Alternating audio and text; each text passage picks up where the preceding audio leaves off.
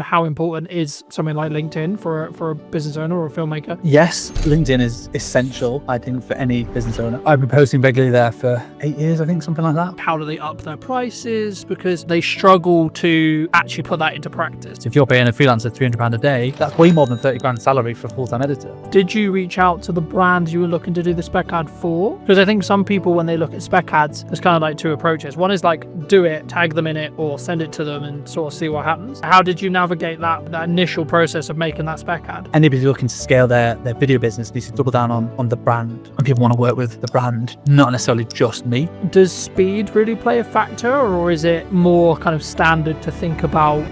Did you know that 93% of you are not subscribed? So if you could please do me a favor and you're enjoying the show, then subscribing would mean the world to me, and it would allow me to grow the show and continue to get larger and larger guests and continue to bring what's missing in marketing today. Thank you ever so much for joining me, and I'll enjoy the episode. Hello, my friends. Hope you're well. Hope you're having a good day. Today I'm talking to Carl from over in Manchester specifically. He runs a really I would say a upper class or like premier video production agency on the higher end. And today I really wanted to talk to him about specifically branding, but also how I think a lot of filmmakers, we're stuck in this rut of like being quite maybe lowball or midball or just working on ourselves. I mean, how does would you say, and feel free to give any context you want, Carl, and do you think that people really struggle to sort of scale their business as a whole? Firstly, I've never been called upper class in my entire life, so that's really just thrown me off big time.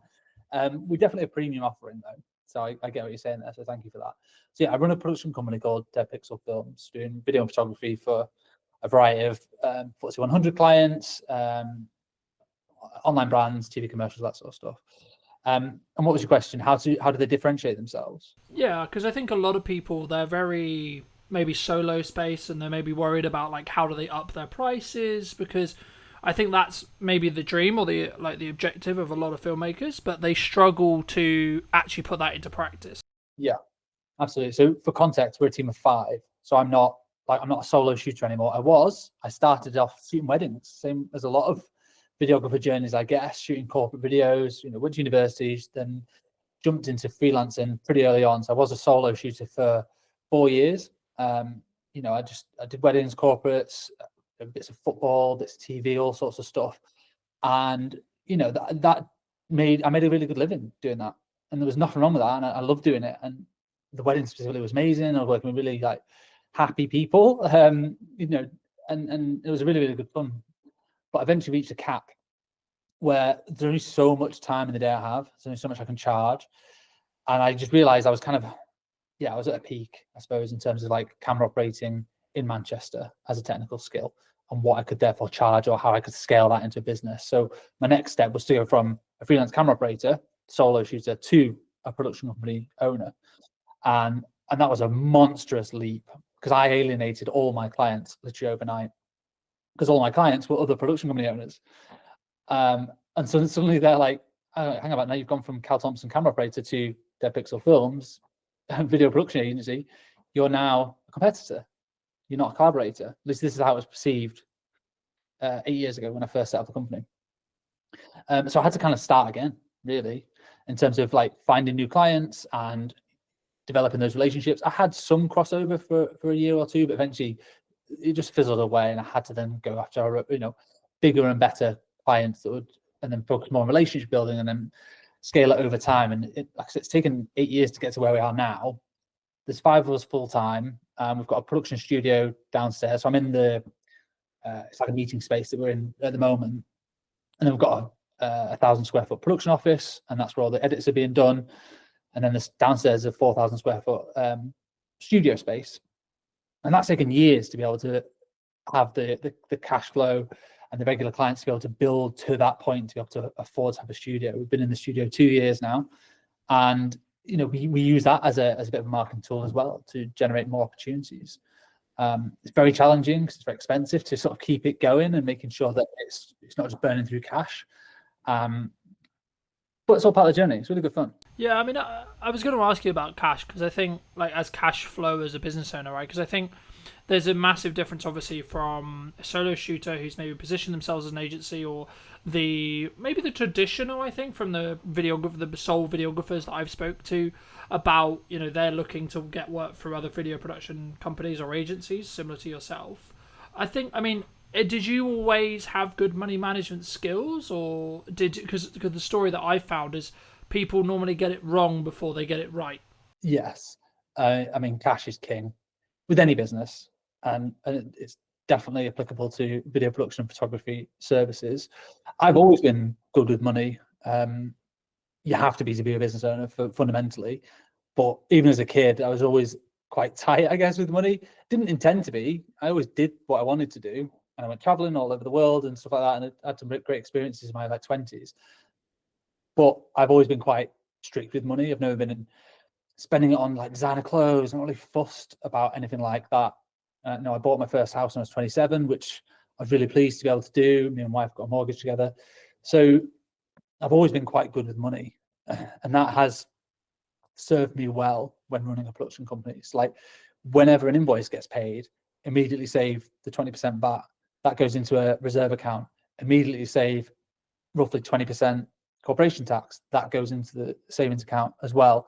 And then I've got the cash account of what we actually use for day-to-day spending and paying payroll and expenses and overheads and stuff like that. So there's always been a reserve account. I'll always have a figure in my head of the minimum amount of cash I'm comfortable with, and that's taken a long time to build it up. And obviously, when things like COVID come around, and that is a world-changing experience where you can't have all the cash that you've always wanted. You might have to dip into it, or you have a few quieter months. But in order to run a company, for me, to sleep well at night, I need to make sure there's months and months and months worth of cash flow sat there. And some people might disagree. They might say, well, you should be putting your money to work and making it work for you, so you're earning money in your sleep. And obviously we invest in the studio facility, we invest in our marketing and invest in our team and training and all that sort of stuff. But having a good cash buffer for me just makes me sleep much better. And it means I've got the mental capacity to pursue opportunities that I want, and don't just have to take any project that comes our way because we need a quick 500 quid.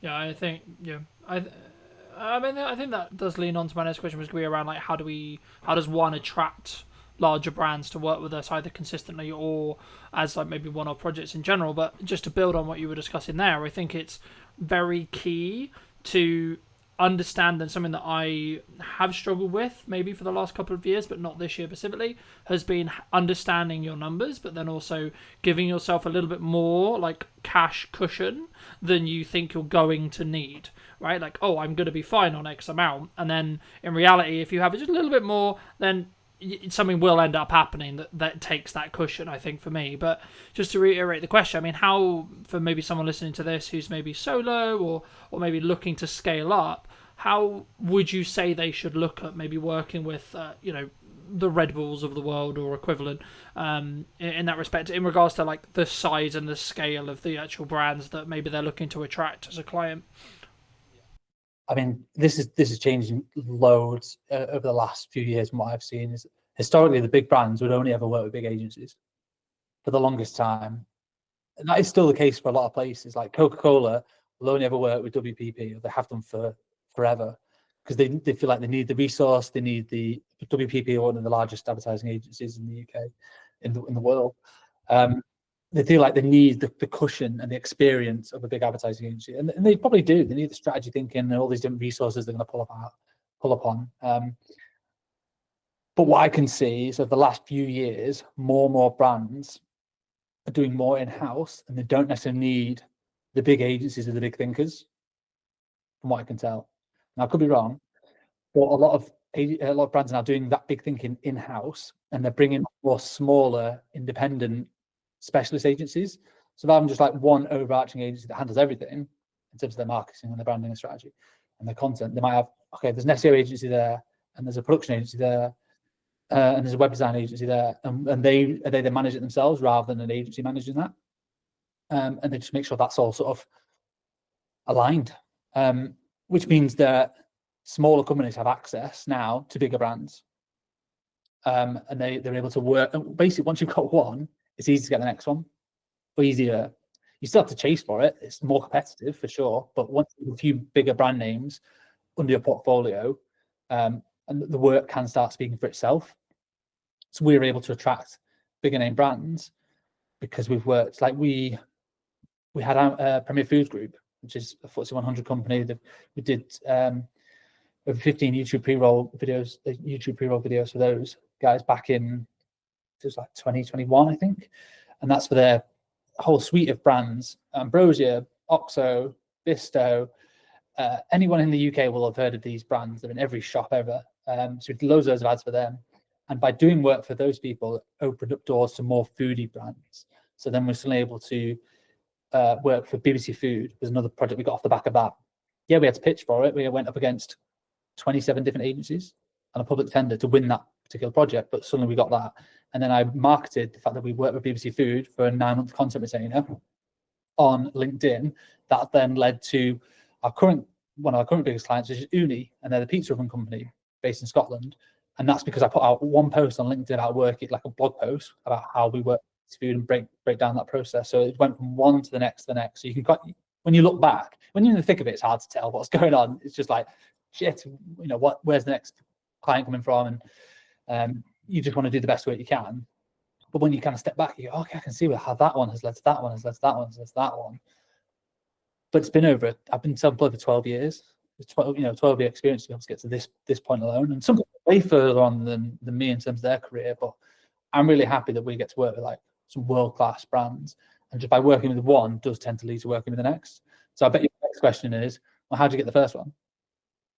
Because that is the challenging bit. And the way I would say doing that is work for free, which I know here is going to hate. By free, I mean make a spec ad. Speculative. I don't know if you've ever done it, but you basically need to prove your skills and your services and the quality of your work off your own back. So that's how we won we started getting into super slow-mo. That's one of our core specialisms, which works with food and drink kind of content, is the 1,000 frames a second super slow-mo videos. We shot an ad for free with Whitley Neal Gin in a little corner of a studio. Me and my business partner at the time just kind of messing around, working out how does the kit work, how does the lighting work.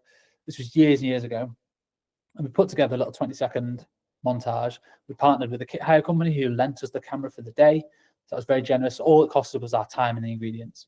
And then we pieced that together. And we used that piece of work as a marketing asset, piece of collateral, to then go and win the next one, and then win the next one, and then win the next one. And that just snowballed. We then became the specialists in super slow-mo and food and drink, which then led us on to the next project and to the next one. So that's always my advice to anyone looking to get into it. How do you attract bigger brands? Is you can't just go to university, study a bit of film, and then go, well, now I'm just going to either have my own agency or go work for another agency, and I'm going to be balling working on these big bad projects. Like, you've got to prove it. Education, you've got to prove it with your skills and your portfolio and your work. And if you've got to just go out and do it. Yeah, no, I completely agree. And I guess the question that comes from that is, did you reach out to the brand you were looking to do the spec ad for? Because I think some people, when they look at spec ads, there's kind of like two approaches. One is like, do it, tag them in it, or send it to them and sort of see what happens. The other one is like, hey, start building that client relationship, etc., and be like, hey, we would love to work with you, or etc., but can we make one for free? Like, how did you navigate that initial process of making that spec ad? Depends how big they are. If they're massive, if they're like a high street name, if you're suddenly I want to do a spec ad for Gymshark, they've already got amazing commercials, an amazing in-house team. They don't need your spec ad. So you emailing them saying, I'm going to do this ad for free. If you want to use it. They just won't. They don't need it. So in that sense, I would just go and do it and just tag them, like, massive fan of you guys. I hope you don't take offense to this. We've made our own ad. We want to tag you in it. And if Gymshark will unlikely see that and then want to just hire you immediately, but their competitor might. So someone else who maybe slightly smaller than Gymshark might see that and go, oh, I love what these guys have done. Or you can use that to market to Gymshark competitors. So you can reach out to people directly. That made this little piece for fun, just showcase our skill sets. Be really honest and transparent. Don't suddenly try and pretend that Gymshark are your client. You've done it as a paid project. That's the last thing you want to do. But just be honest about what you've done and how you made it to showcase your skills. And would you be interested in that one for your brand or business? We did one for like Innocent Smoothies, massive global brand. we didn't ask them to make that. We just did it as I was building all these like mad rigs because we've got a food studio, we have the space. I built like this test tube rig that when you pushed underneath it, basically it forced all the liquid through the bottom of a smoothie container, and then just created like this volcano effect out the top. I wanted to test it to see if it was even doable. It's just like an idea, and we shot it in super slow mo. It worked. So then we got a few more shots off the back of it, pieced together a little 20-second thing, and then just tagged them and put it on LinkedIn. And their marketing team like commented like, "Oh my god, this is awesome! So glad you enjoyed the product." So from them, it was like free marketing. They didn't really ask for it because they didn't really need it. They were just really pleased for us to make something, and then we use that to then try and win the next food or drink project, or just a couple of little showreel clips to go in. It's in the showreel now. Do you think that, I mean, you've mentioned LinkedIn specifically a handful of times. Do you think that some people are worried about either putting up a spec ad or like maybe creating content that's not specifically for a client or for a production company, etc., that could showcase their work, could get them that next level, but maybe they're like concerned about either like what would the reaction be, or like where people sit? Because I kind of see it in two respects from my experience with filmmakers. Some that are like really leaning into social media as like a personal branding tool and like as a marketing tool, but others who are maybe slightly more cautious around, I guess, how they post and when they post. In your experience, I guess the two questions there is kind of two-pronged. It's one, how important is something like LinkedIn for a business owner or a filmmaker? But then number two, like, why do you think people are potentially quite cautious? Yes, LinkedIn is essential, I think, for any business owner. It's still quite untapped resource. I've been posting regularly there for 8 years, I think, something like that, and built up a sizable following. I don't know how much work exactly we've got, but I could probably guesstimate we've generated well over 6 figures worth of work and opportunities through LinkedIn without spending a penny. Don't pay for any premium, anything like that. Don't pay for any sponsored posts. It's purely just turning up consistently and regularly, and I try and offer advice to my younger self in terms of the personal branding side of things, but just use it as a marketing tool to share the work, to share the behind the scenes that we do, so that people can see, oh yeah, it was those guys that made that ad, because I can see them in the behind the scenes. We use that a lot to show scale as well, which also subtly promotes a more premium offering. If you see a squad of 10 or 20 in a team photo, that's a big production. Doesn't matter if you're in the industry or not, that's probably cost a pretty penny, versus the behind the scenes of a solo shooter. There's a certain cost implication there. So subtly you're planting these seeds within your feed into your potential target audience, and you never know who's looking on a LinkedIn feed. And it's so different to every other platform, because when your contacts like or comment, it gets shown in their feed as well, and that's how your work can just spread and spread and spread. Literally, the behind the scenes that we did for the Innocent Smoothie Spec ad got like 1,500 likes, hundreds of thousands of views. And that might not sound a lot on like Facebook or Instagram, but on LinkedIn, that is a viral hit. It's huge, and that just snowballed because it was just fun content. People just liked it, and people not in the industry were like, "Oh, it looks like a really cool project. You've been quite creative and innovative there." So yes, I'd say if you want to, scale a business or attract new clients and new opportunities, it's not just who you know anymore. Like it's who knows you. So LinkedIn is so valuable for that, and anyone could do it. Yeah, I mean, just because I think traditionally so much of filmmaking was like go to filmmaking meetups, meet another filmmaker, meet a gaffer, meet a sound guy, etc., and then you sort of build your, I guess, referral work from there. But for me personally, I've actually seen it as a builder now, where you should be doing that, absolutely, but you'll potentially get to a scale, especially as a production company, where you actually, and I guess it comes back to like who's your target client, right? So if it's another production company, then actually knowing other people is probably a better use of time. Maybe I'd be curious on your thoughts.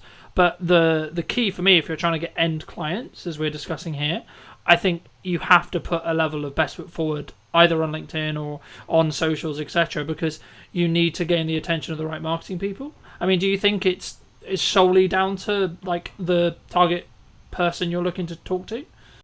Yeah, it's 100% that. Like, who's your ideal customer? If your customer is video agencies or production companies that make high-end TV commercials, then your best job is to network with other crew members. If you're a gaffer, meet as many DOPs as possible. If you're a makeup artist, meet as many producers as possible. And you're a technician, your job is to get on set as much as possible, and you charge a day rate and you get to work on some amazing projects. That is completely different to being a production company, because you are dealing more with brand managers, marketeers who don't live and breathe that specific skill set every single day. They're thinking more wider strategy of the brand. So you need to completely change who you're networking with, completely change your messaging. So, I see filmmakers all the time like geeking out about the latest kit, and ultimately clients don't care. They don't know really what the kit is and what the difference is. They'll be able to tell the difference in the output, the final output, and the results it's given. But fundamentally, technology has got so good that I don't think people need to be geeking out about kit as much anymore. Technicians always will do. Like at my heart, I'm a DOP, and I'm a technician. I'm a camera nerd. I always have been since I was 13. So I do still love it. Doesn't mean my clients care about it.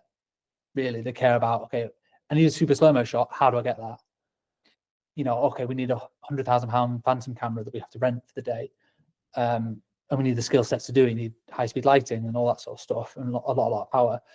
So they care about the results of the slow-mo and what it does, not necessarily the camera. They don't care what it's called or how much it might have cost. Yeah, they care about the rental fee.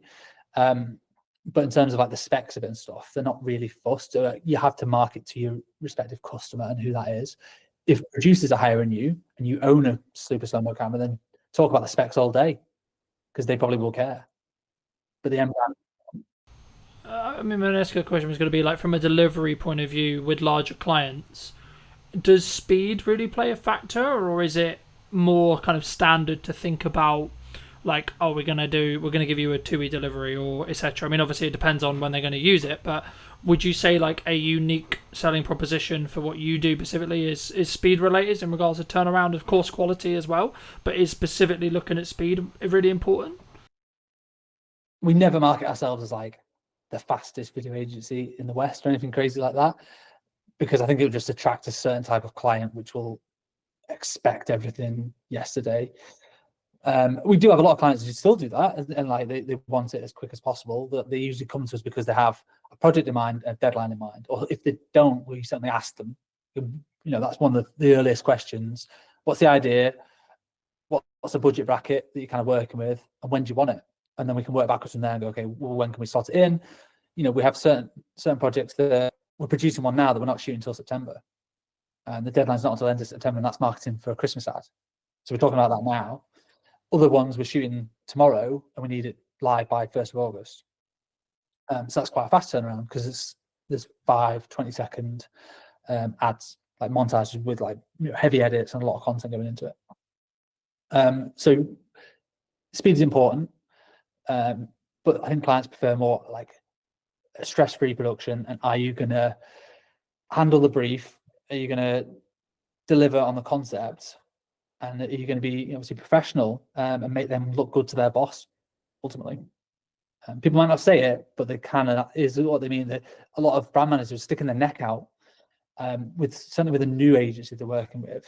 They're putting their neck on the line. They've said, right, we really like these people. They're going to be great. You have to deliver on that. Yeah.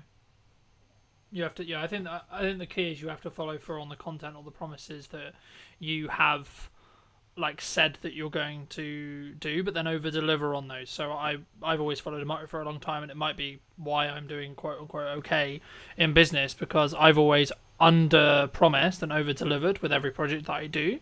But I think it does, to an extent, kind of bring me on to kind of the next question I wanted to ask you, which was about like, how do you justify to a client who's maybe on the fence about spending, let's just say 10 grand or 15 grand or whatever it ends up being, right?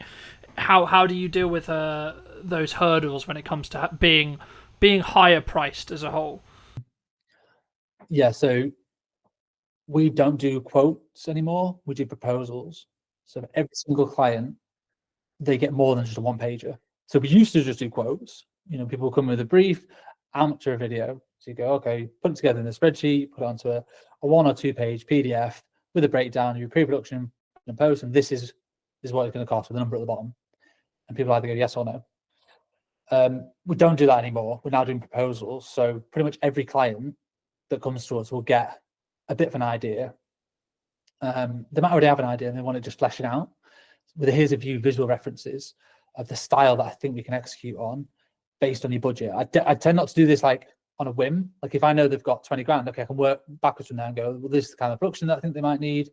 You know, it's a couple of days, a couple of crew, there's production value there. I know what to spend, so I can know what the references are going to be.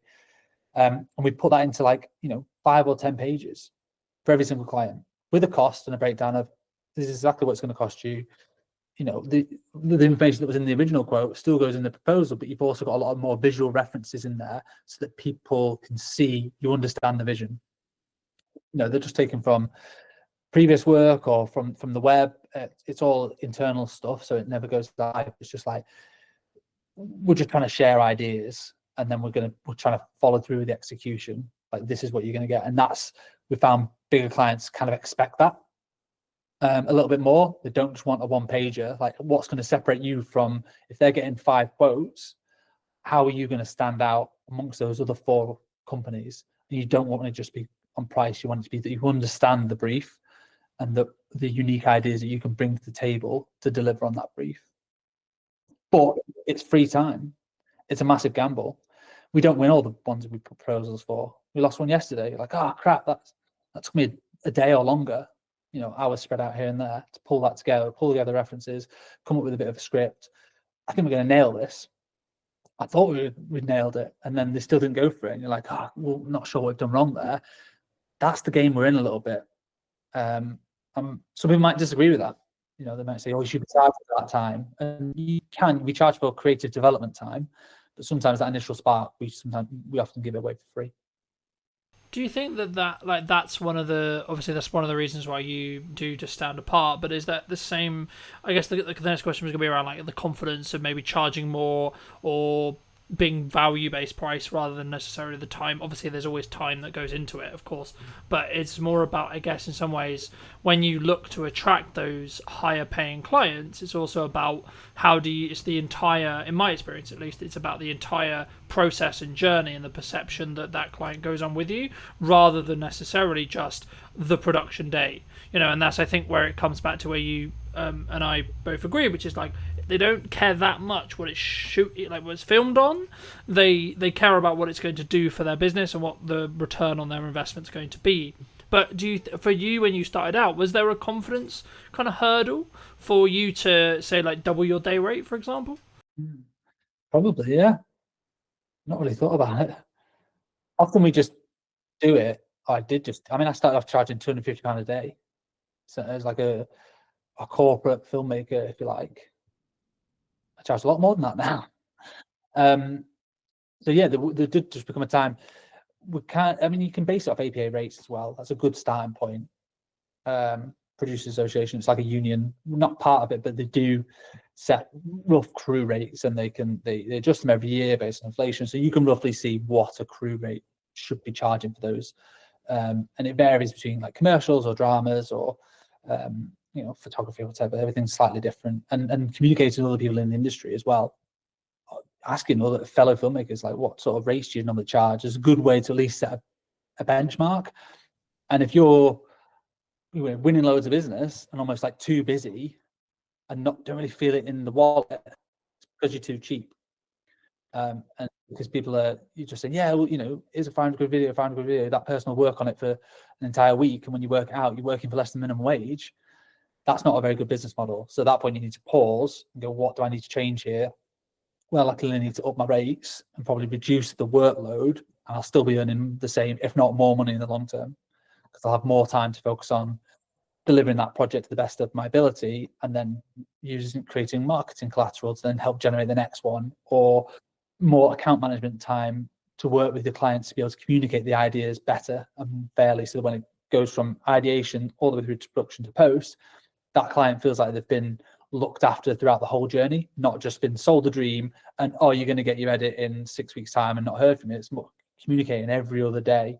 This is where we're up to. This is what the deadline is. This is how we're doing. And that obviously takes time. I can't do all that myself. And that's very hard to do as a solo operator. There's 5 of us here. There's 2 people full-time editing. and there's a producer and a studio manager. So they do a lot of the account management side of things in terms of liaising with clients and communicating and getting edits through the post-production workflow and then back to for amends and all that sort of stuff. So that does take a team to do it to the level that our clients demand. Yeah. When you were building your team, because you said at the beginning that you went from being solo into like developing the team, did you scale it from like one person, then two people, then three people slowly? And then if so, did you focus on systemizing how you did it yourself? So originally it was myself, and then I partnered up with somebody else. So we then became 50% business owners. And that was just the two of us for probably a year. And I was literally doing all the shoots and the edits, and he was doing business development and operations. And that was fine, around COVID time, just surviving. But eventually the edits got too much. So it's like looking at the business model and trying to work out where are we bogged down with in terms of time. And it was edits. So it made sense to hire an editor. Great, let's work out what the finances are going to be. It can be quite daunting when you look at your first hire, like, oh my God, how am I going to find 30 grand or whatever you're agreeing that first initial salary is? But you tend not to look at it on a yearly basis. You just have to look at it on a monthly basis. Oh, I actually need to find 2.5 grand or whatever it works out at.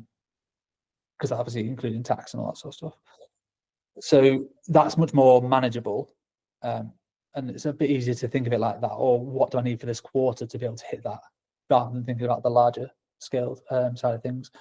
And editors are amazing, hardworking people, and that is quite an easy way in terms of a business model to, as long as you keep them busy, they will pay for themselves very, very quickly. We did, and then we did just add on to the next one, different skill sets, and eventually the producing was bogging us down a little bit. So we're just like, oh my God, we're just having to, my email inbox is 100 every day. Like, how do we help manage this? Okay, we need a producer to start doing some more of the logistics, booking hotels, doing casting, all the logistics of like sorting crew and client liaison. Right, that can come. Basically, I hire somebody when I get too busy with one thing that I don't necessarily want to do all the time. And then just let them do that, and then I can focus on the stuff that I want to work on. Yeah. Did you, from like a management or money planning point of view, when you were looking to do that, like, did you have the money in the bank to pay for like 2-3 months, or did you have like the full salary, or did you like just have it in like contracted jobs in the respect to like, I know I've got consistent revenue for say 6 months and it's going to be that number, and that actually means that pays for me plus 2 people? How did you sort of plan that when you were scaling? Because I think so many people, when they maybe look to take from a video production point of view, they take it from maybe a solo, what I would describe myself as, which is like solo plus, where they only have a budget for project by project basis to bring in people, expand those crews.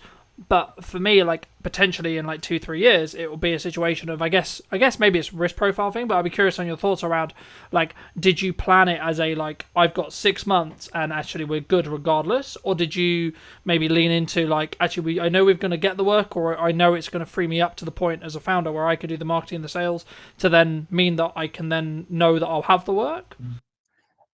Yeah, I mean, for like a U+1, use freelancers until it becomes so obvious that you're spending so much money on freelancers that it's more cost effective to hire somebody full time. So if you're paying a freelancer £300 a day, that 10 days of work, it's 3 grand. 20 days of work, a normal working month, that's 6 grand. That's way more than 30 grand salary for a full-time editor of what you've got to pay out as an individual. So if you do that consistently, you'll soon realize that having all these freelancers has cost me way more money than a full-time person. So generally, we that's exactly what we did. We had freelancers, and we actually won a few big block bookings. So we knew we had 2 months worth of editing work. So we had freelancers just coming in. I think we had 2 at the time, just helping us churn through this massive volume of work. It was all costed for, so it was all fine. And we just knew that, well, hang about this. Once that project was coming to the end, we were getting another big project that was sort of, we had loads of edits on, so it just made sense to eventually put a job ad out and hire for that full-time role. So we would effectively be saving money on the freelancers. And we gave the freelancers the opportunity, like, do you want more job stability? Do you want, to come on full-time? And some people did, some people were not interested. They're like, no, I'm happy with the flexibility and the variety. Like, there's a place for both in terms of freelancing as a technician or going full-time in-house. Really depends on your personality and your personal circumstances. But from a cash flow point of view, I think we had at least call it 6 months worth of cash to be able to pay that person. They could be sat around twiddling their thumbs. It'd be a terrible business model, but they could be without us necessarily worrying about how we're going to pay that person. Because also when you hire them full time, you have an obligation to pay them. They're now an employee. You can't just get rid of. You can make them redundant, but that's a failure on your part, I think. Rather than just, we didn't have enough work to be able to pay them. Like, you've got to then go and get the work to keep them busy. So that is part of the risk. It's definitely it's a high risk move. I mean, it's such a while ago now. I've always had staff members around me for the last 6 years, so I tend not to worry about that as much now. It's just a no-brainer that we are a team, and it takes a team of people to deliver on the projects that we have now. So if it does sound scary to anybody as an initial thing, I'd always just say, bring on freelancers until they become too expensive to not just hire. It's a no-brainer to hire somebody full-time.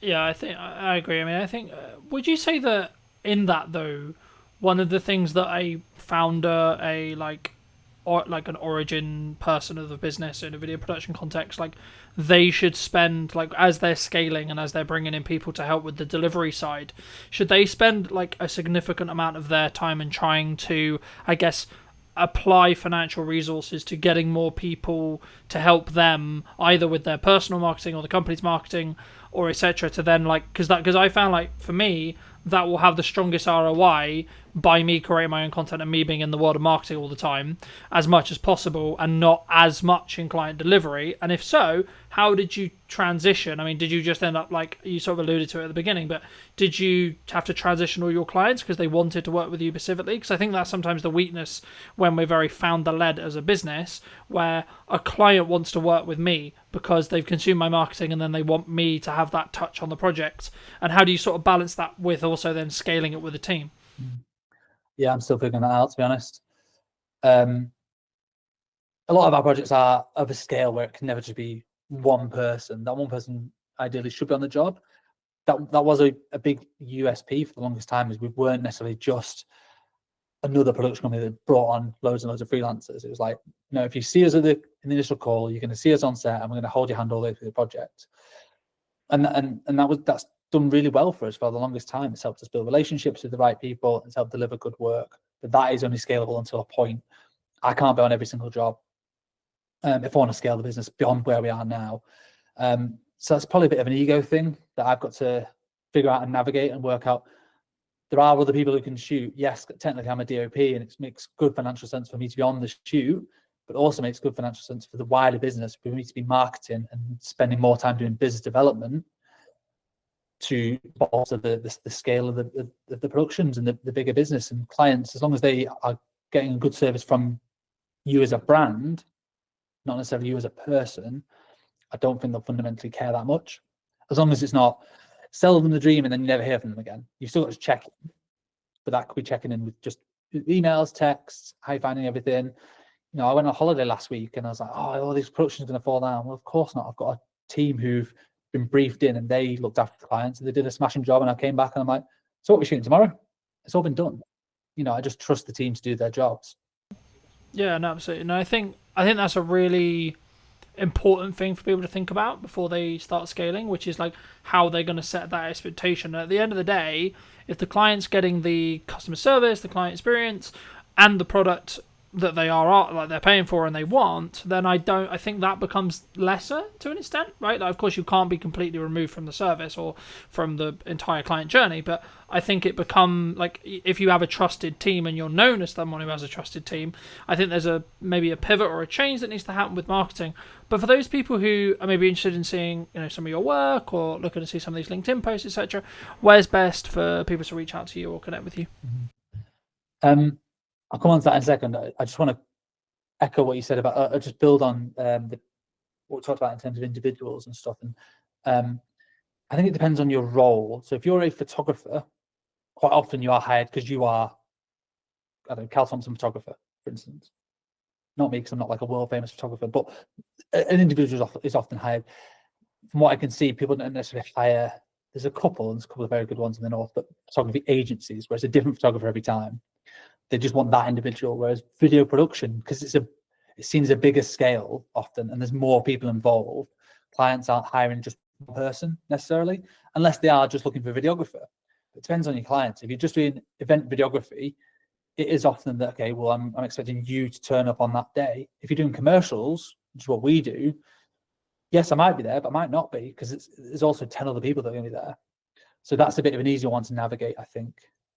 But yeah, so I hope that answers. It really depends what your specific roles are, and you don't go to Amazon and expect Jeff Bezos to be serving you on. It's the brand and the strength of the brand. So I think anybody looking to scale their video business needs to double down on the brand. And I think that's one thing we've done quite well over the last few years, is Dead Pixel as a brand and a reputation, that we just do good work in the North, and people want to work with the brand, not necessarily just me. I am the face of it quite often, but I do bring in everyone else from the team, and I make sure I tag everyone else. Like, the edit was done by Kate, it was produced by Jazz, and we do some culture pieces as well as not just sharing work. We go on team days out and we share that, so people feel a closeness to the whole brand, not just to me as an individual. Same with Instagram. Like, we don't just post just my headshots all the time. Like, it's obviously it's the work, and it's okay, it's been with us 2 years, it's a nice little celebration post or whatever. So strengthening the brand will only help strengthen you as a company. Yeah, no, I completely agree. And I think it's about understanding really and being very crystal clear on who you're looking to serve at the time that you're doing the marketing. And if you are looking to maybe shift into going from, say, you work with video production companies and you want to shift into end clients, as in you do a lot of the whole process and you're more perceived as a video production house or video production agency, or however you want to phrase it, then you need to be crystal clear on who that is that you're serving, but also, number two, what content you need to then create, because it will be different to what you were creating in that respect. But for people who want to connect with you, where can they do that? I'm on LinkedIn, just search Cal Thompson, CAL, short for Callum, but nobody ever calls me Callum, not for like 20 years. Cal Thompson's fine, and Dead Pixel Films on Instagram. We're quite big on LinkedIn and Instagram. There are two main core channels, or deadpixelfilms.com. It's our website. Magic. And as a final thought, if you were going to talk to yourself 10 years ago, what advice would you give to that person? Yeah, I love that question. I think about that every day. Not every day, but a lot. Certainly the older I get, the more I'm like, okay, what would I say to the person 10 years before? My advice to anybody looking to get into the industry is network with everybody.